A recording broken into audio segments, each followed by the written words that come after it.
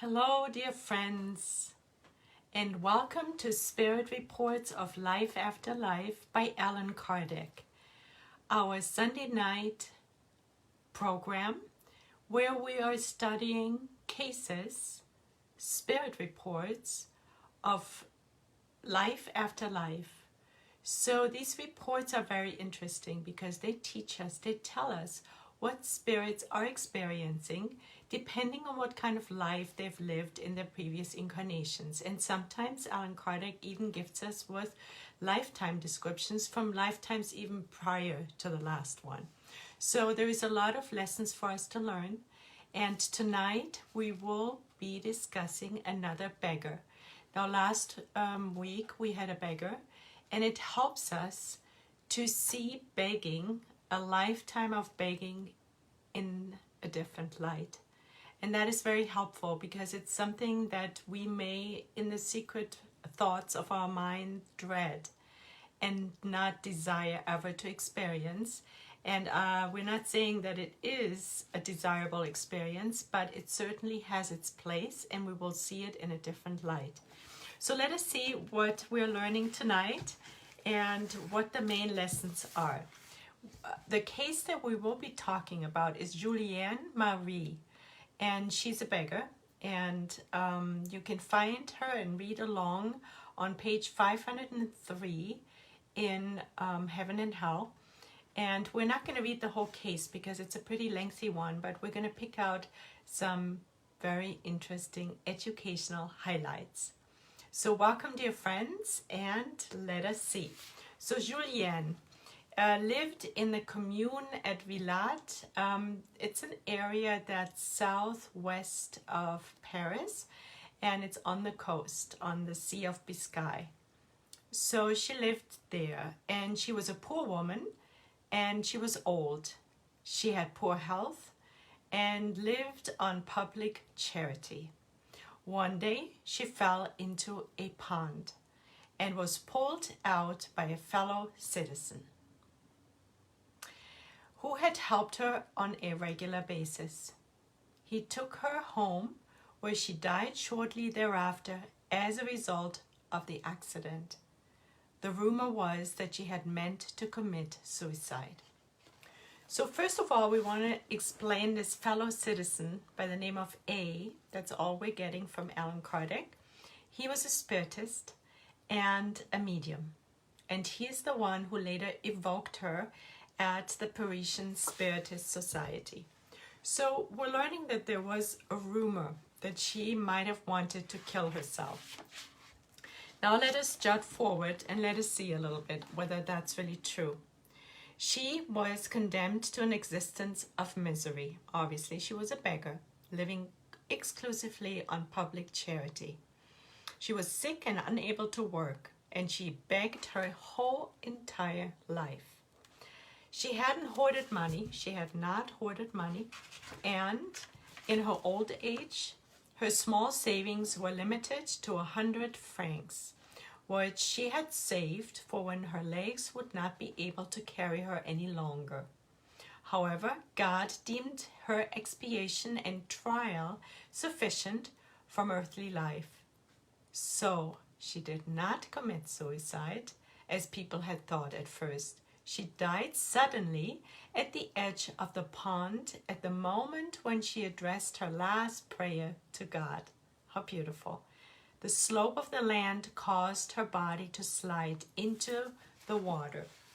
So Julienne was poor, she was sick, she lived her whole entire life on begging, on public charity.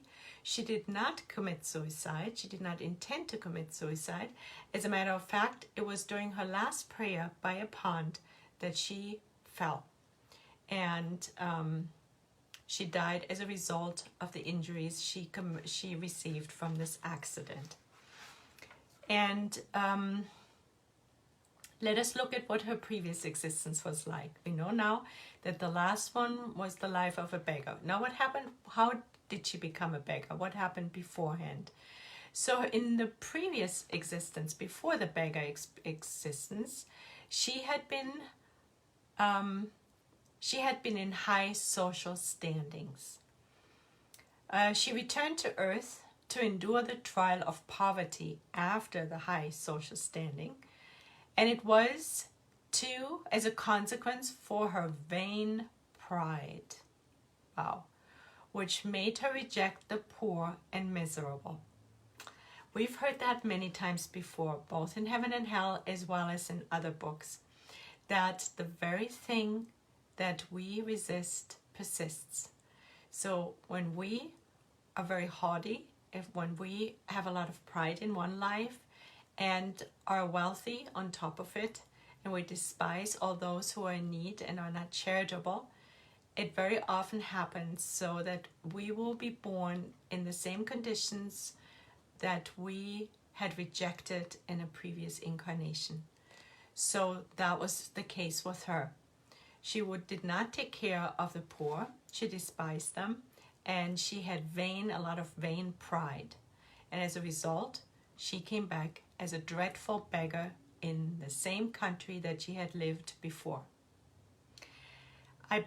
She bore her trial without complaining. So she lived the existence of a beggar without any complaints, foreseeing a better life from which she would not have to return to this world of exile and calamity. So she fulfilled this lifetime of a beggar successfully. She never complained, and she lived her life in accordance to the best way she could as a beggar. So now let us go to the evocation. Now that we understand a little bit the backdrop of her life and how it came about that she was reborn as a beggar. So now we have her evocation at the Parisian Society by her friend A, the fellow citizen who actually found her at the well, at the pond. And he's a spiritist and a medium. And the reason why he evoked this friend was because he wanted to know whether he could be of help to her after her discarnation. How beautiful. So he had a good heart. He helped her during her incarnation and was then wondering, is there anything else I can do? And that is mental note to self. Hopefully something that we can incorporate into our own lives too. Not only helping those who are incarnated, but also through prayer, through our mediumistic work, getting in touch and supporting all those who may be suffering on the other side. So before he decided evoking her, he sought advice from his protector guide, from his mentor, and the mentors gave him the following answer. You may indeed evoke her. It will please her, although the service you intend to provide her with will be needless. Wow. She's happy and completely devoted to those who used to show compassion to her. You are one of her good friends. She hardly ever leaves your side. How beautiful is that? So here is A, who helped her in a previous incarnation, who helped her during his incarnation while she was still incarnated. He's looking after her being discarnated, and he learns from his spirit guide that she's in a beautiful place. She actually doesn't need help. As a matter of fact, as we will be finding out now, she is next to him, looking out for him. Now, it is she who will help you in the practice of the good you want to do. Remember what Jesus said, he who humbles himself shall be exalted. So this is really the key of this case, the lesson of this case for us to learn. It is in Jesus' saying that he who humbles himself shall be exalted. This lady was rich in a previous incarnation. In the last one, as a result, she was reborn as a beggar. She lived through that incarnation humbly, acceptingly. She was sick. She had absolutely no money. She lived completely on charity, but she did not complain about her situation. So these are all already, we can make a list of the lessons for us to learn. We may not be beggars. We may have a lot more than this lady, and we may still be inclined to complaining. So, first question for us is, how accepting are we about our own lives? Are we carrying our cross diligently, gratefully, humbly, acceptingly? And even no matter how much time and money we have, with always an eye on how we can be of service. We can see this lady fulfilled her duties in that lifetime of a beggar, and she's being rewarded. She humbled herself, and those who humble themselves will be exalted. And she is being exalted. She was exalted after her discarnation. Beautiful lesson. So during the first evocation, she's giving advice, and this advice is for us. Now, let us take a notepad and write it down, because she is a wise soul. She's speaking from experience, and we're still learning. So she says, first lesson, trust in God. Seek to inspire your patients with sincere faith. Now, this Mr. A, who is the medium who evokes her, must be a doctor or working in some kind of a medical field, because in different spots during this case we hear that she gives him advice of what to do with his patients, but we don't learn more information, so we'll leave it at that. So she says, trust in God. Lesson number 1, seek to inspire your patients with sincere faith. Now, we don't need to be doctors. We don't need to have patience in order to have and practice and inspire in others and our own selves sincere faith. And you will almost always succeed. Never be concerned about the reward you will receive. Let us never be concerned about the reward we may receive. It will be more than what you had hoped for. So it goes back to having faith. God will always recompense those who deserve it, those who dedicate themselves to relieving their brothers and who bring a complete disinterestedness to their actions. A complete disinterestedness to our actions. Are we doing that? Are we going through our day? Are we attached to the outcome of what we're doing? Are we looking for recompense? Do we want to be patted on the shoulders? These are all questions we may want to ask ourselves as we go along, because we know the kingdom is not of this world. This lady got closer to the kingdom of heaven after her discarnation, and it is because she learned these lessons, and we want to learn them too, right, friends? So complete disinterestedness in her actions. Any other way, and everything is just an illusion, a chimera. Faith is necessary above all.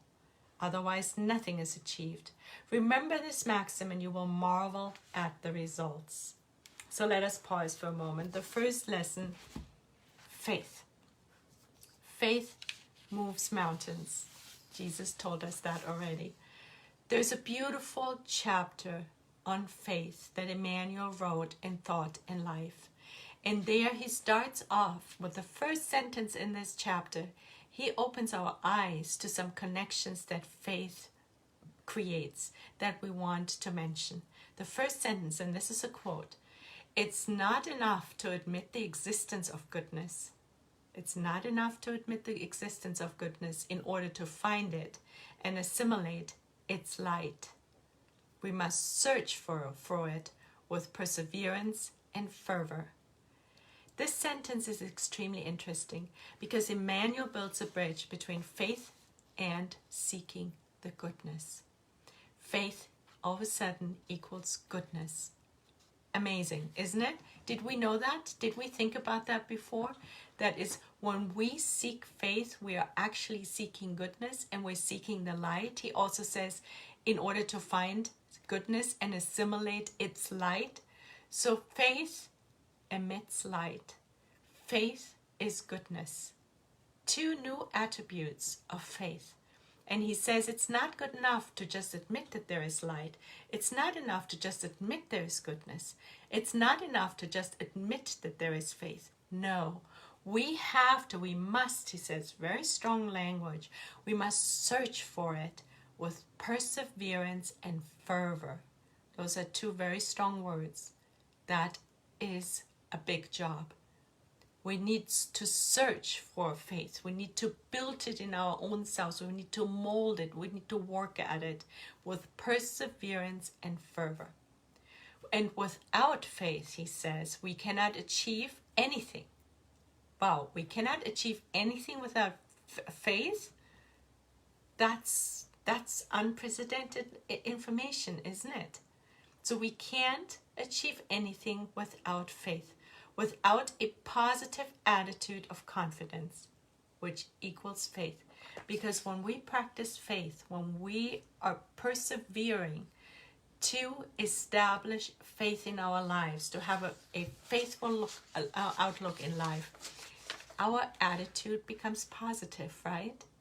If we get diagnosed with a terrible disease, we become fearful because of a disease that we get diagnosed with, and we have faith, we will have a more positive outlook.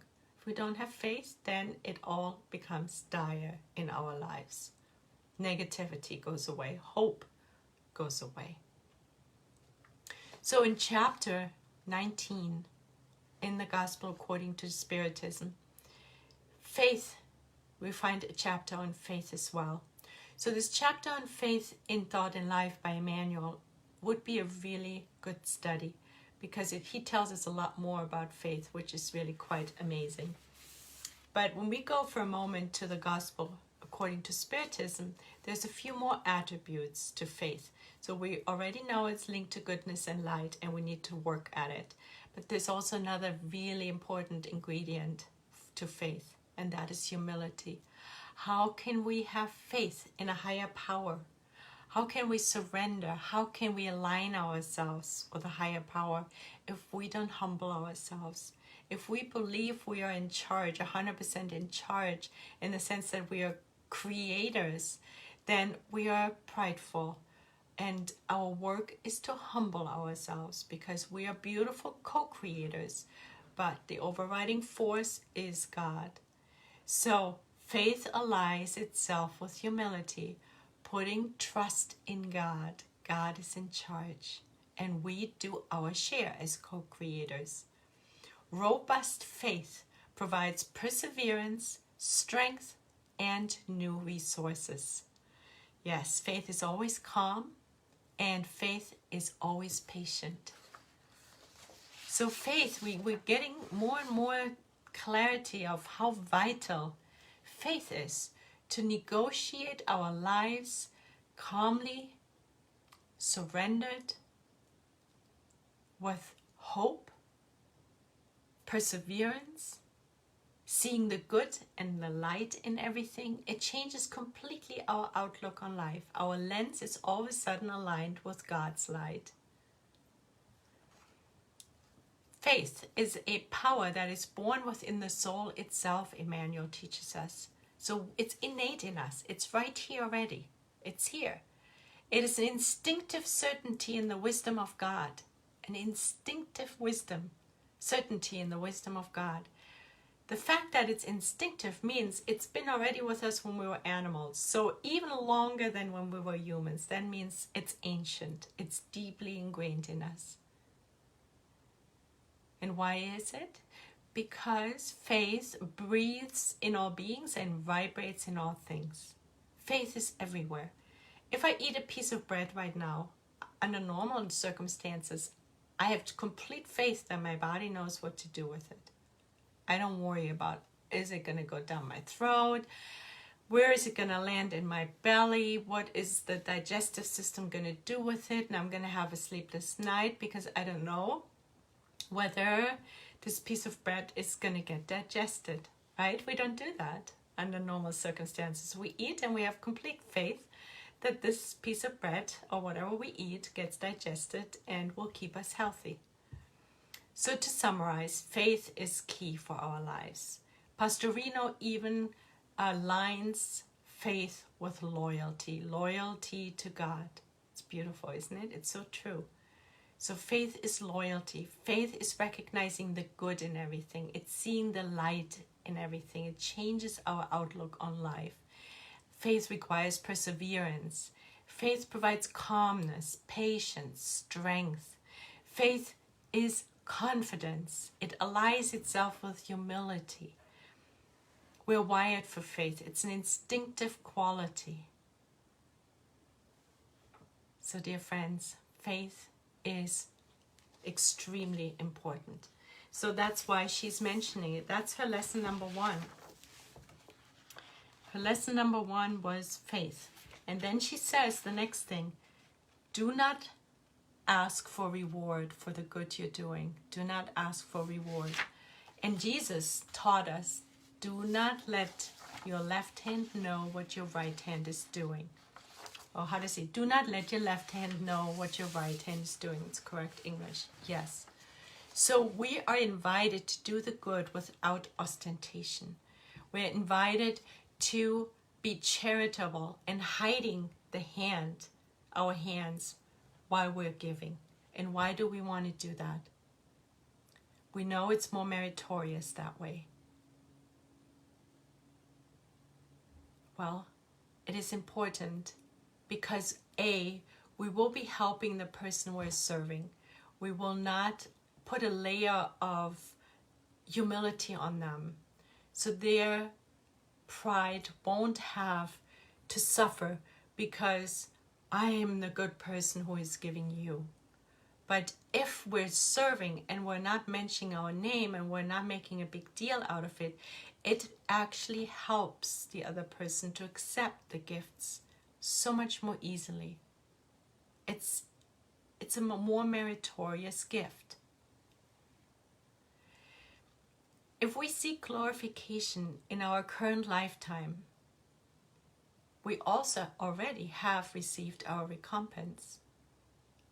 So then once we discarnate, like as we see with Julienne, how beautiful, how she becomes exalted as she lived a very, very humble existence. So if we want to receive the true reward, we have to have faith that God will give us this recompense. And right there, we're practicing this beautiful lesson that we just learned about faith. So there is a twofold merit by giving without ostentation. The first one is we're practicing material charity, and it's easier for the other to accept. It is more kind.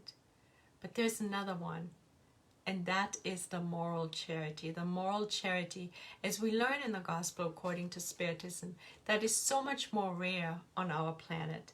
And it is exactly the charity that we are invited to focus on in particular, to make that our daily practice. What is moral charity? Moral charity, for example, is when we don't say anything when we see ignorance displayed.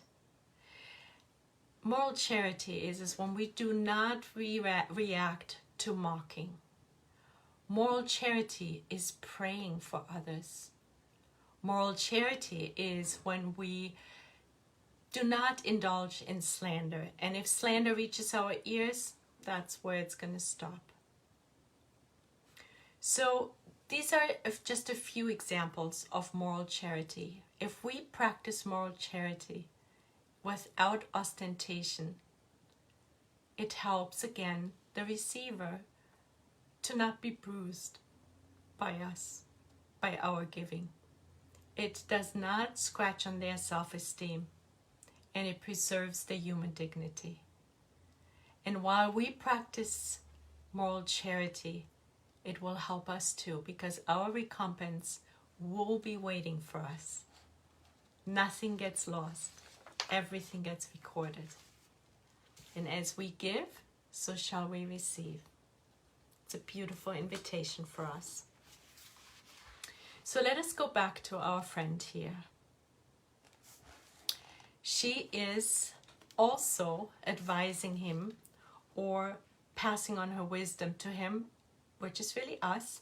She says, if you too persevere in practicing faith and doing the good without asking for any recompense, for any reward, you, like me, will be receiving your recompense. She's promising that to us. So now we need to practice that beautiful faith, that our recompense will be waiting for us. We do not need to fight for getting it right now as we're sitting here. Then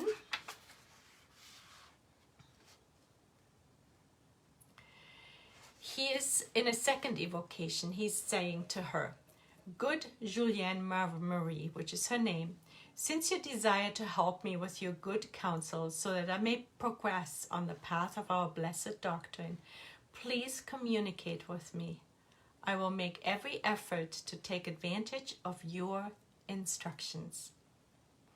And she says, remember the recommendation I'm going to make and never stray from it.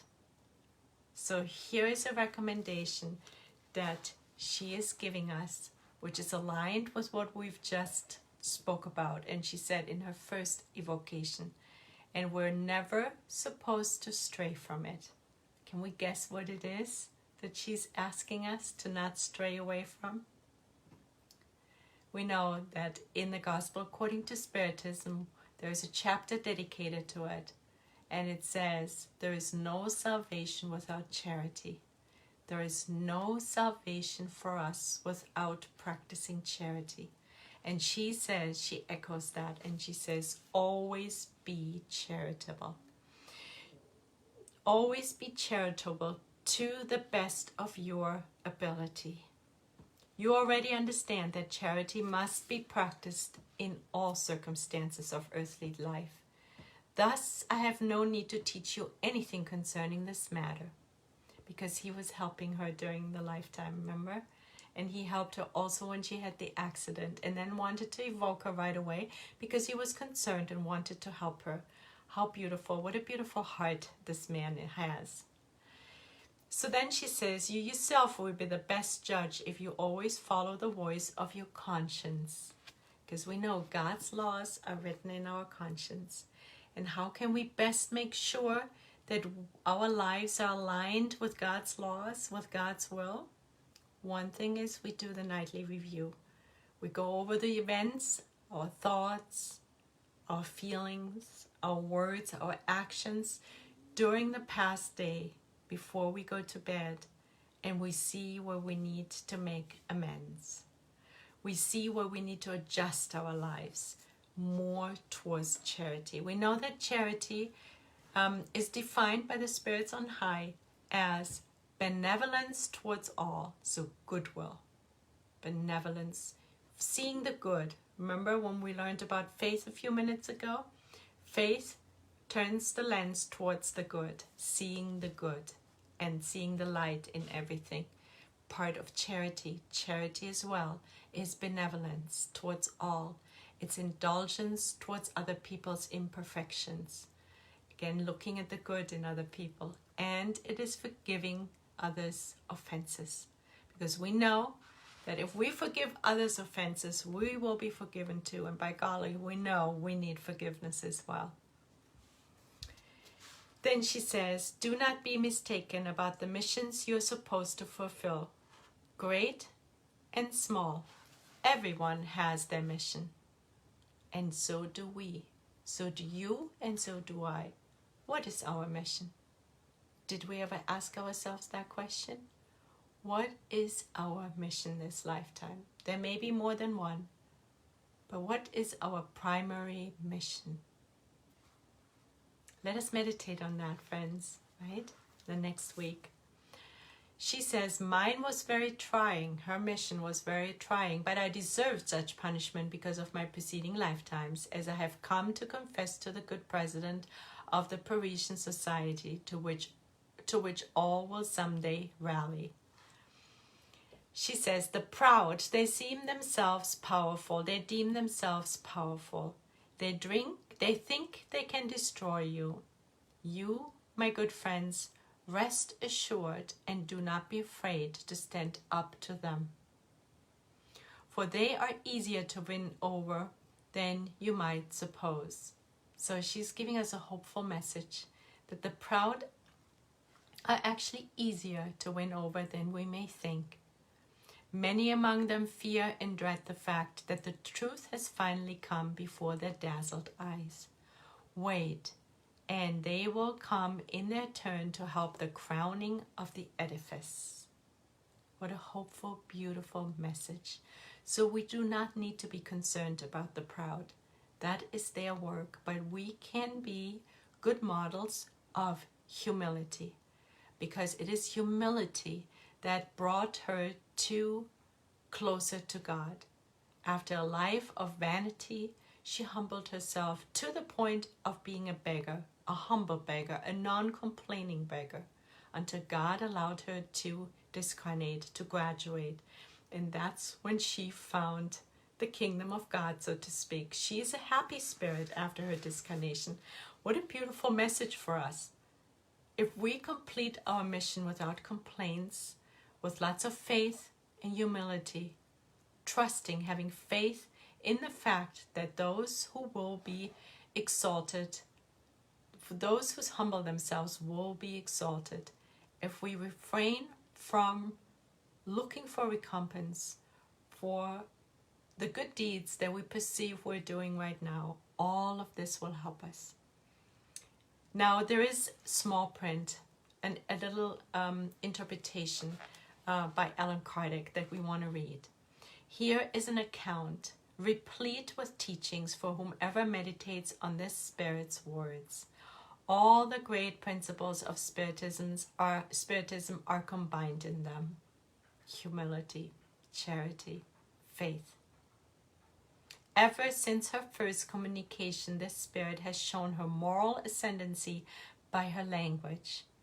Like a beneficent fairy, this woman, now radiant as if completely metamorphosed, has come to watch over the one who did not despise her in her rags of poverty. And this is another really important point to make, to underline. That is, those who we are helping will be our advocates in the future. There's this beautiful saying by Chico Xavier, and I have this print hanging right here above my desk, and it says, and this is Chico Xavier's quote, "The good you do anywhere is your advocate everywhere." How wise, how true. Chico Xavier is giving us that advice as well, along with Julienne here. She's giving us the exact same lesson.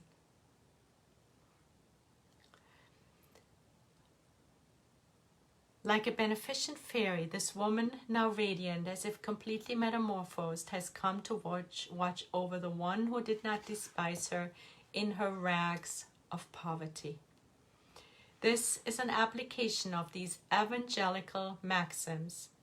The great shall be abased, and the small shall be exalted. Blessed are the humble and afflicted, for they shall be consoled. Do not despise the small, for the one who is small in this world may be much greater than you think. Right? When we see people begging, when we see homeless on the street, we don't know. We have no idea. And it's tonight we're invited to see those who are without material means, who are riddled by extreme poverty, with a new eye. Let us go to the Gospel for a moment, chapter 7. So on page 135, there is a chapter on whoever exalts himself shall be humbled. Page 135. Jesus gives us several examples. And it was important for him. He kept bringing it up. The first one is in Matthew. And it is the example where the disciple approached Jesus and asked Jesus, who is the greatest in the kingdom of heaven? Who is the greatest in the kingdom of heaven? And Jesus, having called to a child, set him in their midst and said to them, Verily, I say to you, that if you do not convert and if you do not become like children, you will not enter the kingdom of heaven. Therefore, everyone who humbles himself and becomes small like this child will be the greatest in the kingdom of heaven. And as I have stated, everyone who receives a child in my name receives me likewise. So the child stands for humility, openness. The child stands for receiving the messages. Again, humility. This whole maxim is about humility. Those who are great in the spirit world are those who were small while on earth. And frequently quite small are those who were the greatest and most powerful while on earth.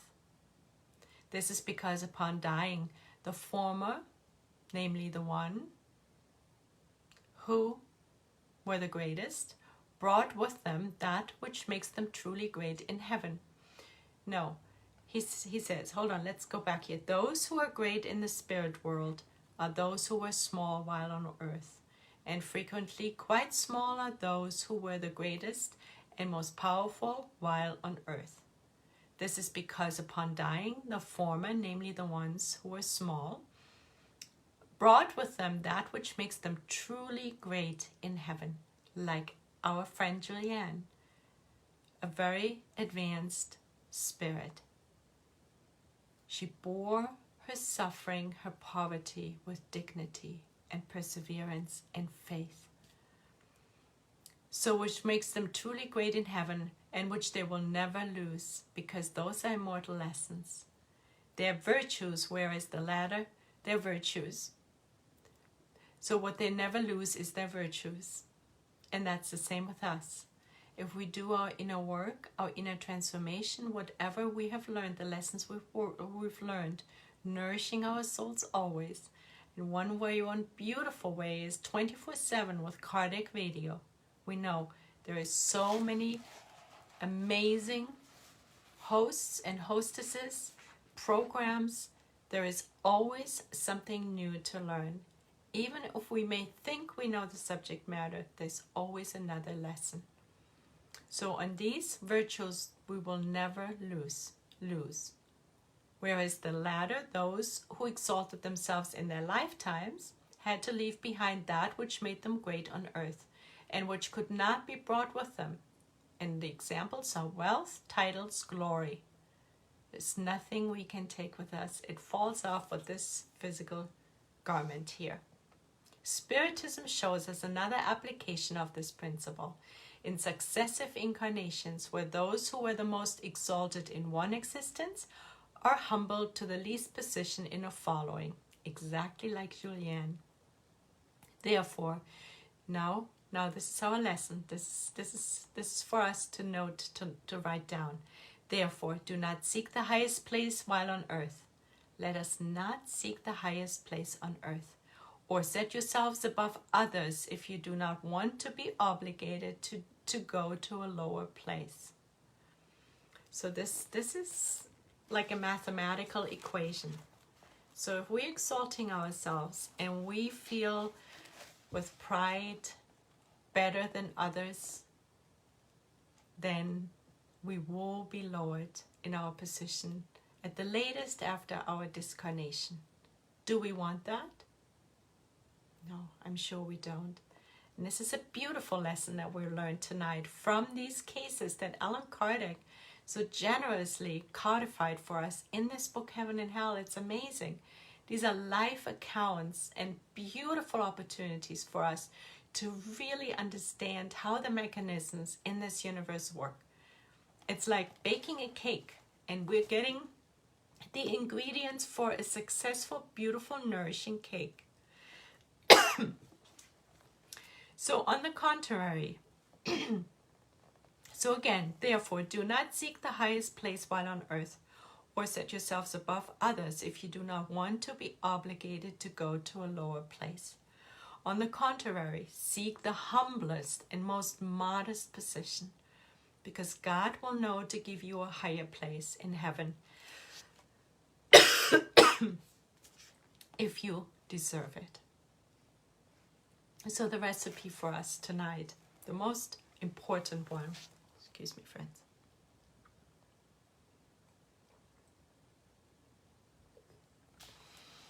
is to work on our faith and to keep, and these lessons also go together, and to remember to humble ourselves, to truly make an extra effort.